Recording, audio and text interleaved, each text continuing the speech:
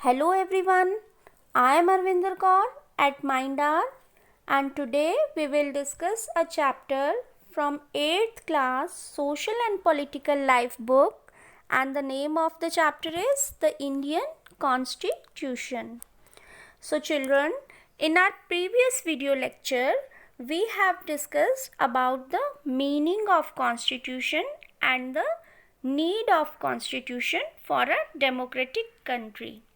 And now in this video lecture we will discuss about the key features of Indian Constitution.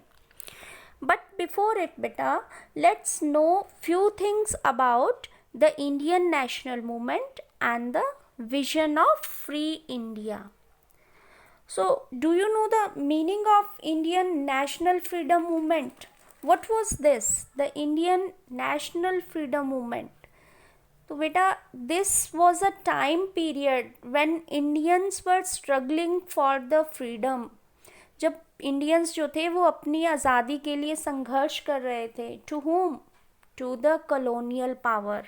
जो उस समय colonial power थी India में, कौन थी? ब्रिटिशर्स. तो उसके साथ हमारा जो था वो संघर्ष चल रहा था एंड हम उनसे अपनी आज़ादी के लिए लड़ रहे थे का मतलब ये नहीं है कि हम उनके साथ जो है हाथापाई कर रहे थे. नो, हम स्ट्रगल कर रहे थे, अपनी आज़ादी की मांगें उनके सामने रख रहे थे. बहुत सारे लीडर्स थे उस समय जो इस स्ट्रगल का हिस्सा थे और लेकिन स्ट्रगल तो कर रहे थे इंडियंस, लेकिन साथ साथ उस टाइम उन इंडियंस के मन में एक विजन भी था, उनके दिल में एक सपना था कि फ्री इंडिया कैसा होगा. ये नहीं था कि खाली देश को आज़ाद करा लेना है, नहीं, आज़ाद कराने के साथ साथ वो जो उस समय की कंडीशंस थी जिनमें इंडियंस जी रहे थे उनको भी बदलना था. वरना तो आज़ादी के मतलब ही ख़त्म हो जाते, फिर तो चाहे ब्रिटिश का रूल हो चाहे किसी का भी हो. तो means they imagined how free India will look like, कि इंडिया आज़ाद होने के बाद कैसा दिखेगा.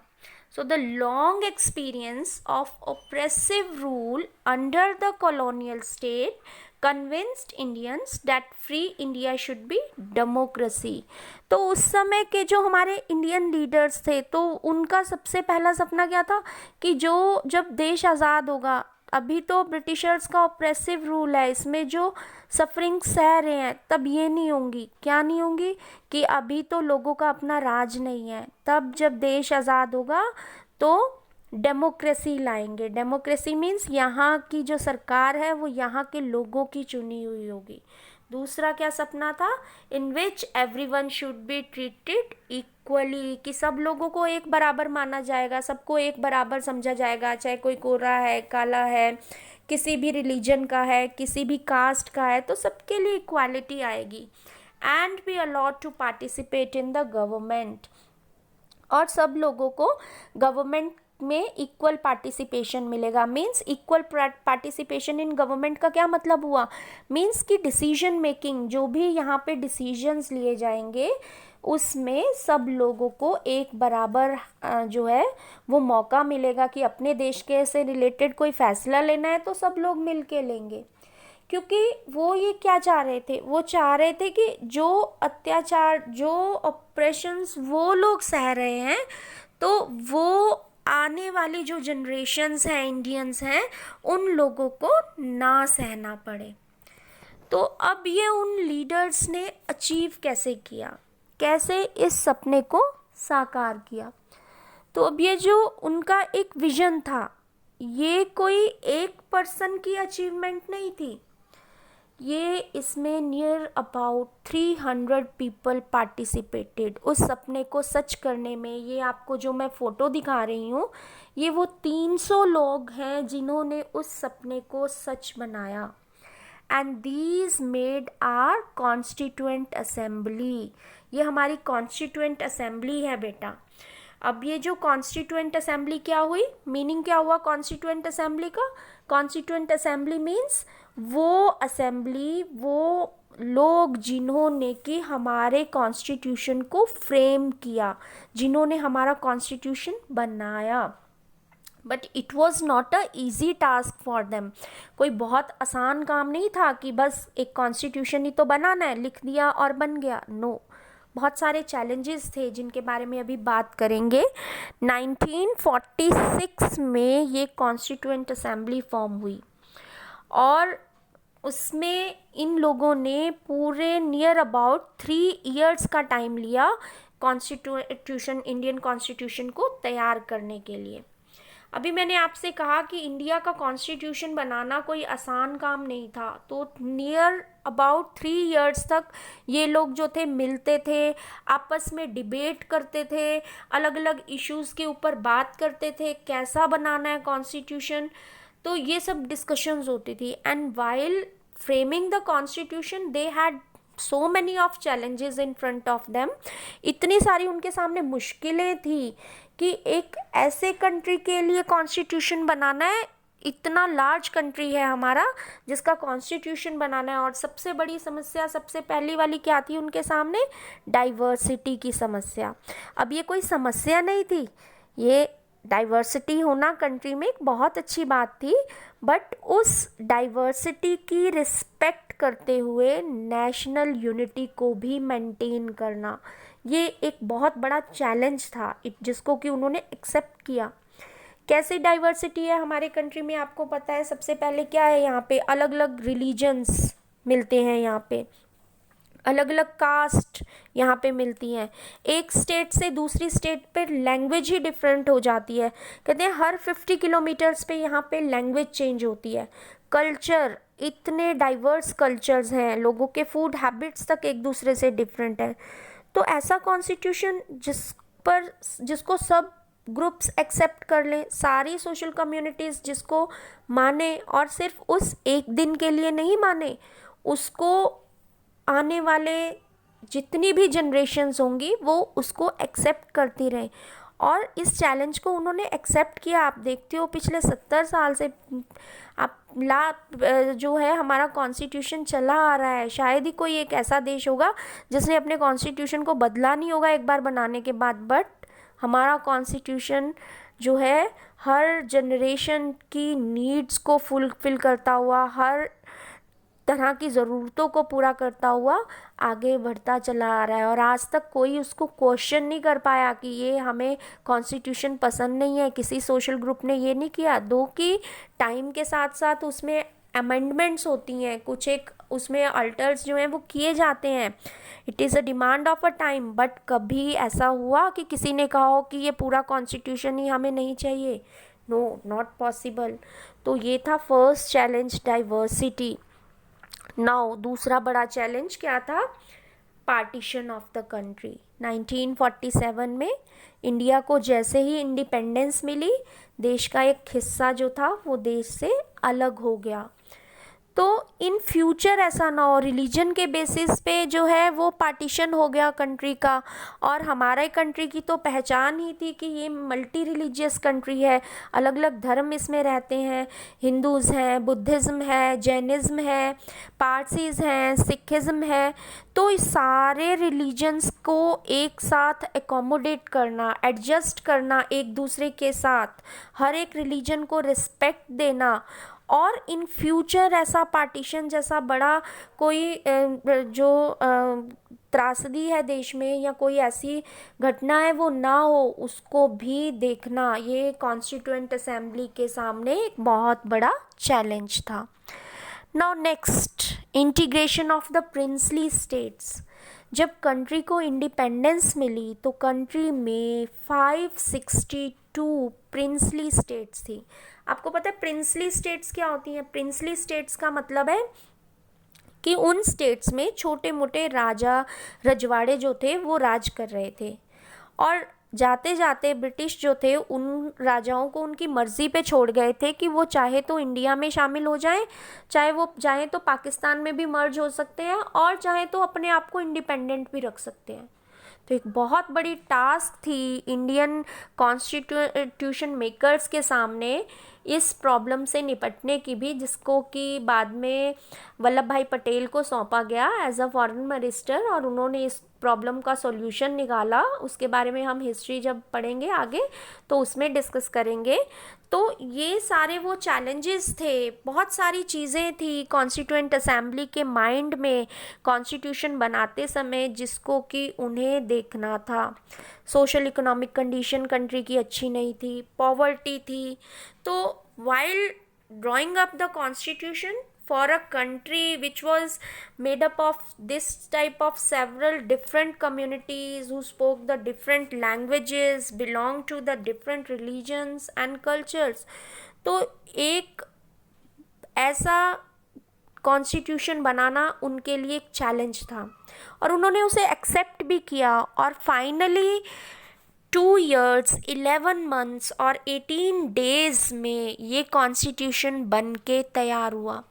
And when finally it was made, they gave a visionary document. एक विजनरी डॉक्यूमेंट था वो, ऐसा आज से पहले कभी बना नहीं था ऐसा किसी का कॉन्स्टिट्यूशन, जिसमें कोई एक ऐसा मैटर नहीं था जिसको कि उन्होंने शामिल ना किया हो। हर एक आर्टिकल, हर एक उसका जो प्रोविज़न है कॉन्स्टिट्यूशन का, वो बहुत कुछ कहता है और हमारी आज तक की हमारी जो नीड्स हैं उनको सेटिस्फाई भी करता है। तो जब वो इन चैलेंजेस के ऊपर काम कर रहे थे तो डाइवर्सिटी का यूज़ उन्होंने नेशनल यूनिटी को बढ़ाने के लिए किया। सोशल इकोनॉमिक डेवलपमेंट के ऊपर भी ध्यान दिया गया and each and everything was given the attention. और उसके बाद आपको पता है हमारा कॉन्स्टिट्यूशन ड्राफ्ट किसने किया है? BR अम्बेडकर ने किया है। और हमारी कॉन्स्टिट्यूएंट असेंबली के जो प्रेसिडेंट थे उन्होंने इसको जो साइन किया, डॉक्टर राजेंद्र प्रसाद, जो हमारी कंट्री के भी जो है वो फर्स्ट प्रेसिडेंट रहे। एंड उसके बाद फाइनली ये कॉन्स्टिट्यूशन जो है 26 जनवरी 1950 को जो है वो इन्फोर्स किया गया। हालांकि बन के ये तैयार हो गया था 26 नवंबर में ही तैयार हो गया था 1949 में, बट इसको इन्फोर्स करने का काम जो है वो जनवरी में किया गया, क्योंकि उस दिन के साथ हमारे देश की बहुत सारी यादें जुड़ी हुई थी। ये सारे टॉपिक्स जो हैं वो बहुत ही इम्पॉर्टेंट हैं, जिनके बारे में आगे हम हिस्ट्री में और डिटेल में बात करेंगे। बट अब now we will come to our main topic. अपने मेन टॉपिक पे आते हैं, that is the key features of the constitution. Indian constitution के जो की फीचर्स हैं उनकी बात करेंगे। इसमें हम बात करेंगे फेडरलिज्म के बारे में, then we will talk about the parliamentary form of government, separation of powers, fundamental rights and secularism. So बेटा let's move to the first key feature। पहले की फीचर की बात करते हैं। तो हमारे कंट्री का एक कॉन्स्टिट्यूशन में एक बहुत ही अच्छा प्रोविज़न है, that federalism. Now what is a federalism? Federalism का क्या मतलब है? Federalism means existence of more than one level of government. Means country में जब एक से ज़्यादा, 2 या 2 से भी ज़्यादा लेवल की गवर्नमेंट हो तो उसको हम बोलते हैं फेडरलिज्म। और अगर आप अपनी कंट्री में देखो तो क्या है, there are the 3 levels of government. 3 level हैं गवर्नमेंट के। कौन कौन से? लाइक आप देखते हो कि सेंटर गवर्नमेंट होती है, पूरे देश की एक सरकार होती है, एक गवर्नमेंट हो गई। फिर आगे हर स्टेट में भी अपनी अलग अलग गवर्नमेंट होती है।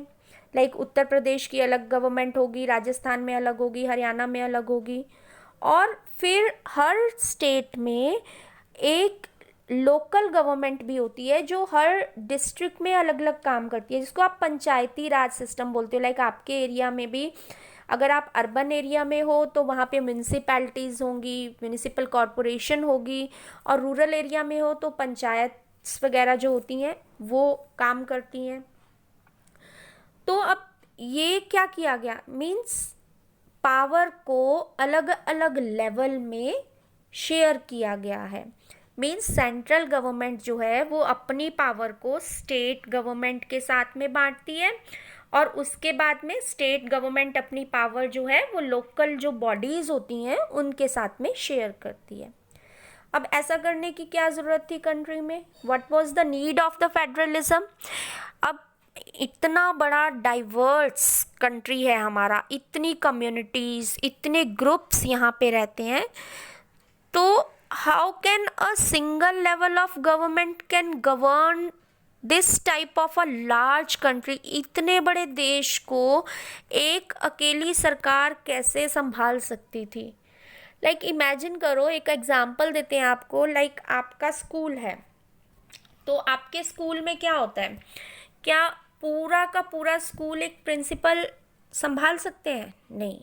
वो क्या करते हैं? प्राइमरी के लिए एक अलग हेड अपॉइंट कर देते हैं, फिर अपर प्राइमरी के लिए एक अलग हेड होता है, देन फिर हाई स्कूल में एक अलग हो गया, हायर सेकेंडरी के लिए फिर एक अलग हेड अपॉइंट हो गया। तो ऐसा क्या किया उन्होंने? They divided the power. उन्होंने पावर को डिवाइड कर दिया, और इससे क्या होता है? एडमिनिस्ट्रेशन बहुत अच्छे से संभल जाता है। सिमिलरली इन अ कंट्री, एक लेवल जो है वो गवर्नमेंट का पूरे कंट्री को एडमिनिस्टर नहीं कर सकता। अब स्टेट्स क्या है? States enjoy the autonomy in exercising power, but at the same time they follow the rules and laws of the central government. अब स्टेट जो है वो क्या करती है? स्टेट गवर्नमेंट, उसके पास में अपनी पावर्स होती हैं, वो इंडिपेंडेंटली उनको इंजॉय करती है, but at the same time वो सेंट्रल गवर्नमेंट के रूल्स को, लॉज को भी फॉलो करती है। मीन्स कि स्टेट को पावर तो दी, पर साथ साथ सेंट्रल गवर्नमेंट के लॉ को मानती है। मीन्स कि अपनी पावर का मिसयूज़ नहीं कर सकती। कि सेंटर कोई, अगर मान लो कि उनको इंडिपेंडेंट कर दिया पूरी तरह से, ठीक है, स्टेट गवर्नमेंट को, और वो तो फिर सेंटर की कोई बात ही नहीं मानेंगे, है ना। वो तो कहेंगे हम तो अपना अपना अलग अलग देश बनाएंगे। तो कॉन्स्टिट्यूशन में स्टेट गवर्नमेंट्स को सेंटर गवर्नमेंट का सबॉर्डिनेट बनाया गया है।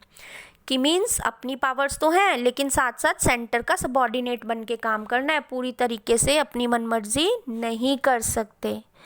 और हमारे कॉन्स्टिट्यूशन में लिस्ट है that specify the law making powers of different levels also, कि हर लेवल की कौन कौन से मैटर्स को लेके वो कानून बना सकते हैं, ये भी उनके स्पेसिफाई कर दिया। ऐसा करने से क्या फ़ायदा हुआ?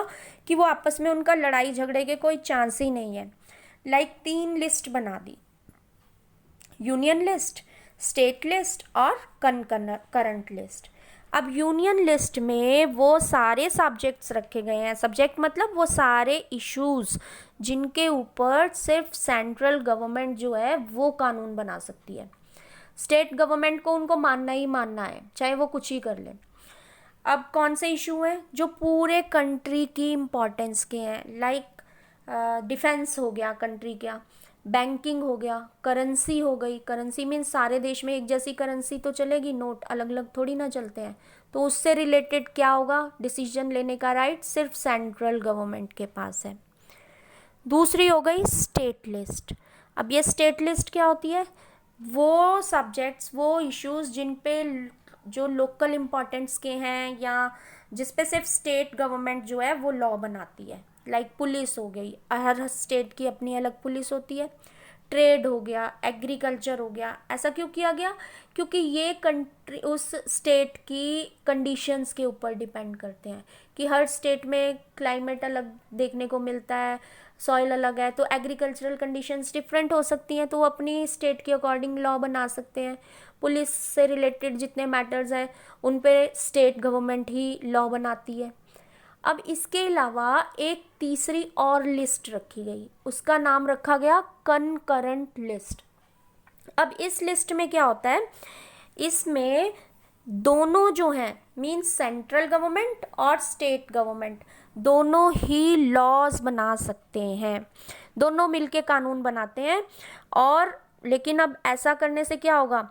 अगर दोनों मिलके कानून बना रहे हैं, लाइक एजुकेशन हो गया, फॉरेस्ट हो गया, मैरिज से रिलेटेड, अडॉप्शन से रिलेटेड या सक्सेशन, ये कनकरेंट लिस्ट के हैं। लेकिन अगर मान लो कभी स्टेट गवर्नमेंट और सेंट्रल गवर्नमेंट के बीच में किसी इशू को लेके लड़ाई झगड़ा हो गया, तो क्या होगा? फिर किसकी बात मानेंगी? अब स्टेट गवर्नमेंट कोई और कानून बनाना चाहती है, सेंटर कुछ और। तो अभी जैसे पहले बताया कि सेंट्रल गवर्नमेंट के पास ज़्यादा पावर होती है और स्टेट उसका सबऑर्डिनेट है। अगर कोई कॉन्फ्लिक्ट हो जाता है तो सेंट्रल गवर्नमेंट की ही बात मानी जाएगी। तो इस तरीके से कॉन्स्टिट्यूशन में हर एक चीज़ का साथ में ही सॉल्यूशन भी डाल दिया गया। तो means even source of money क्या रहेगा, मीन्स ईच लेवल की, अब सरकार चलानी है तो खर्चे भी तो होंगे, तो वो खर्चा कहाँ से आएगा, पैसा कहाँ से आएगा, ये भी स्पेसिफाई है कॉन्स्टिट्यूशन में। लाइक आप देखते हो फॉर एग्जांपल एक सेंट्रल जीएसटी होता है, एक स्टेट जीएसटी होता है। तो अंडर फेडरलिज्म ऐसा मत समझना कि पूरी तरह से स्टेट जो है वो सेंटर के अंडर ही हो गई, तो लेकिन पावर उनको भी है, वो भी कॉन्स्टिट्यूशन में स्पेसिफाई है और पूरी तरीके से मेंशन है। तो इस तरीके से कंट्री में फेडरलिज्म जो है वो काम करता है। नाउ नेक्स्ट हमारे कॉन्स्टिट्यूशन का मेन की फीचर है, that is the parliamentary form of government. अब जो कॉन्स्टिट्यूशन है इंडिया का, वो क्या कर रहा है, इंडियंस को यूनिवर्सल अडल्ट सफ्रेज दे रहा है। यूनिवर्सल अडल्ट सफ्रेज क्या होता है, means that the people of India have a direct role in electing their representatives, and also every citizen of the country irrespective of his her social background can also contest in elections। अब देखो कितनी बड़ी बात है। Parliamentary form of government क्या होती है, means ऐसी गवर्नमेंट जिसे पार्लियामेंट ऑपरेट करती है। मीन्स आप जो लीडर्स को इलेक्ट करते हैं वो लीडर्स लॉ बनाते हैं। मीन्स इलेक्टेड रिप्रेजेंटेटिव जिन्हें आपने चुना, आपने मीन्स यूनिवर्सल अडल्ट फ्रेंचाइज के थ्रू या यूनिवर्सल अडल्ट सफ्रेज बोल दूँ उसके थ्रू, मीन्स कि हर अडल्ट पर्सन जो या तो 18 ईयर्स का है या 18 ईयर्स से अबव एज का है, वो चाहे किसी भी रिलीजन को मानता है, किसी भी कास्ट का है, किसी भी जेंडर का है, वो अपना वोट कास्ट करता है, उसको राइट है वोट देने का, और फिर जो कैंडिडेट चुन के आए उनके वोट्स के बेसिस पे वो पार्लियामेंट में जाते हैं और देश को चलाते हैं, डिबेट करते हैं, वहाँ पे अलग अलग इश्यूज़ को डिस्कस करते हैं और फिर कानून बनाते हैं। और एक बहुत बड़ी पावर क्या दी कि एट द सेम टाइम आप वोटर भी हो सकते हो, और अगर आपका वोटर मीन्स जो वोट को कास्ट करने गया, जिसने वोट दिया, और एट द सेम टाइम आप कैंडिडेट भी हो बन सकते हो। मीन्स आपका मन है कि मुझे भी इलेक्शंस में खड़े होना है, तो दो की कुछ कंडीशंस होती हैं, age wise and other conditions also, तो आप इलेक्शंस में एज अ कैंडिडेट भी बन सकते हो।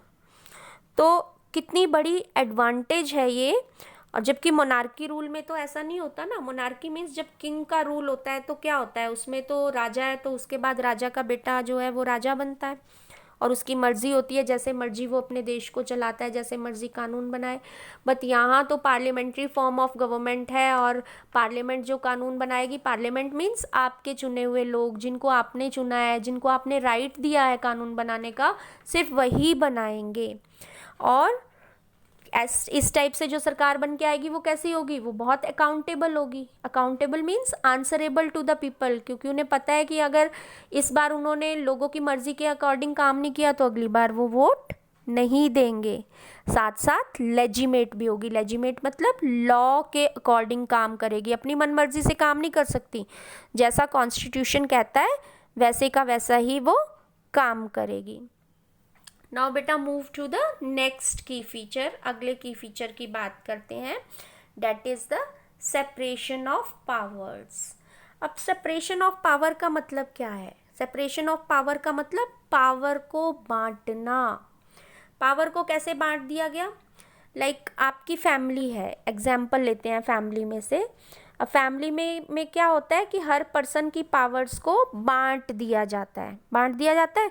हर पर्सन को उसकी रिस्पॉन्सिबिलिटीज़ दे दी कि तुम्हारा काम ये है। लाइक मम्मी ने रिस्पॉन्सिबिलिटी दी कि अब तुम घर पे हो, तुम्हारा काम है कि सबको तुम ब्रेकफास्ट कराओगे, ठीक है। फिर छोटे भाई को रिस्पॉन्सिबिलिटी दी, तुम्हारा काम है कि तुम्हें जो है सारे प्लांट्स को वाटर करना है, पौधों को पानी तुमने देना है, ठीक है। अब ऐसा करने से क्या हुआ, पावर को शेयर कर दिया उन्होंने और सारे काम इजीली हो जाएंगे, ठीक है, और किसी टाइप का कोई कॉन्फ्लिक्ट भी नहीं होगा, बड़े आसानी से सारे के सारे काम होते चले जाएंगे। But at the same time ये भी बोल दिया कि तुमने एक दूसरे के काम का भी ध्यान रखना है कि दूसरे वाला सही काम कर रहा है या नहीं कर रहा। तो सेम हमारे कंट्री में भी कॉन्स्टिट्यूशन ने क्या किया, there are the 3 organs of state. State मतलब कंट्री में 3 ऑर्गन बना दिए ऐसे जो पूरे कंट्री को चलाएंगे, एडमिनिस्टर करेंगे। मीन्स 3 ऑर्गन्स में काम को बांट दिया कि वो अपने अपने काम को करेंगे, लेकिन एट द सेम टाइम दूसरे के काम पे भी नज़र रखेंगे, वो सही कर रहा है कि नहीं कर रहा, उसको चेक करेंगे। अब वो 3 ऑर्गन्स कौन से हुए, वो 3 ऑर्गन हुए लेजिस्लेचर, जुडिशरी और आपका एग्जीक्यूटिव। अब देखो लेजिस्लेटिव बॉडी क्या होती है। लेजिस्लेटिव मतलब those elected representatives who are chosen by the people, जिन्हें लोगों ने चुना है, वो लोग। मीन्स आपकी पार्लियामेंट, पार्लियामेंट जो है वो लेजिस्लेचर हो गई, वो कानून बना सकती है। क्यों? क्योंकि उसको आपने राइट दिया है कानून बनाने का। उसमें आपकी लोकसभा आ गई, उसमें आपकी राज्यसभा आ गई। अब दूसरी बॉडी हो गई एग्जीक्यूटिव। एग्जीक्यूटिव मतलब आपके कंट्री का प्रेसिडेंट ऑफ जो है वो, वाइस प्रेसिडेंट, कैबिनेट। कैबिनेट मतलब आपके प्राइम मिनिस्टर भी और उनकी काउंसिल ऑफ मिनिस्टर भी। इसके अलावा कुछ एग्जीक्यूटिव डिपार्टमेंट्स होती हैं, कुछ एजेंसीज होती हैं जो कि उनकी हेल्प करने के लिए होती हैं, जो सारे कामों को देखती हैं। अब ये एग्जीक्यूटिव क्या करेगा, एग्जीक्यूटिव क्या करेगा, ये जो लॉ पार्लियामेंट ने बना दिए, मीन्स पार्लियामेंट मतलब लेजिस्लेचर ने बना दिए, उनको एनफोर्स करेगा, उनको लागू करेगा। तो मीन्स एग्जीक्यूटिव खुद कानून नहीं बना रहा, प्राइम मिनिस्टर खुद कोई कानून नहीं बनाता, कानून कौन बनाएगा, लेजिस्लेटिव बॉडी मीन्स पार्लियामेंट कानून बनाएगी, और बनने के बाद उनको लागू करने का काम जो होगा वो प्राइम मिनिस्टर करेंगे और उनकी कैबिनेट करेगी। और उनके साथ कौन है, उनके साथ है एग्जीक्यूटिव के पार्ट में प्रेसिडेंट भी हैं और बहुत सारे और एग्जीक्यूटिव एजेंसीज हैं जो उनकी हेल्प करेंगी, जिसमें बहुत सारे सिविल सर्वेंट्स वगैरह जो हैं वो आ जाते हैं। नाउ थर्ड बॉडी है हमारी जुडिशरी। जुडिशरी आपको पता है बेटा क्या होती है, जुडिशरी मतलब हमारे कंट्री के जो कोर्ट्स होते हैं, like supreme court, high court और बहुत सारे सबऑर्डिनेट कोर्ट्स जो होते हैं वो भी होते हैं। तो ये क्या करते हैं, जो कानून लेजिस्लेचर ने बनाए या जो एग्जीक्यूटिव ने जिनको एनफोर्स किया, इम्प्लीमेंट किया, उनको इंटरप्रेट करने का काम करते हैं, उनका मतलब भी समझाते हैं लोगों को। और अगर बाकी के जो ऑर्गन्स हैं उनके बीच किसी चीज़ को लेके कोई कॉन्फ्लिक्ट हो जाता है, कोई डिस्प्यूट हो जाता है, तो उसको भी सॉल्व करते हैं। तो ये मीनिंग आपको तीनों के क्लियर हो गए होंगे। Legislature means refers to our elected representatives, और executive are the group of people who are responsible for implementing the laws, जो कानून को लागू कर रहे हैं और गवर्नमेंट को रन करते हैं। And the same time judiciary refers to the system of courts in this country, जो हमारे कोर्ट्स हैं उनको हम जुडिशरी बोलते हैं। अब हर ऑर्गन जो है as a check on the other काम करता है, अपना काम तो करना ही है, साथ में दूसरे को भी चेक करते रहना है वो सही कर रहा है या नहीं कर रहा, ये भी इनका काम होता है। तो जो कंट्री है उसमें कॉन्स्टिट्यूशन इस चीज़ का ध्यान भी रख रहा है that there is a balance between the three, इन तीनों का बैलेंस बना रहे। ऐसा नहीं है कि किसी एक ऑर्गन के पास ज़्यादा पावर है दूसरे के पास कम है, no, they are on the same level, तीनों को एक बराबर पावर दी गई है और एक दूसरे को चेक करने की रिस्पॉन्सिबिलिटी भी सेम दी गई है। तो in this way it is also called separation of power, को आप चेक एंड बैलेंस सिस्टम भी बोल सकते हो, इसको चेक एंड बैलेंस सिस्टम भी बोला जाता है। सो बेटा today we have discuss about the 3 key features of our constitution.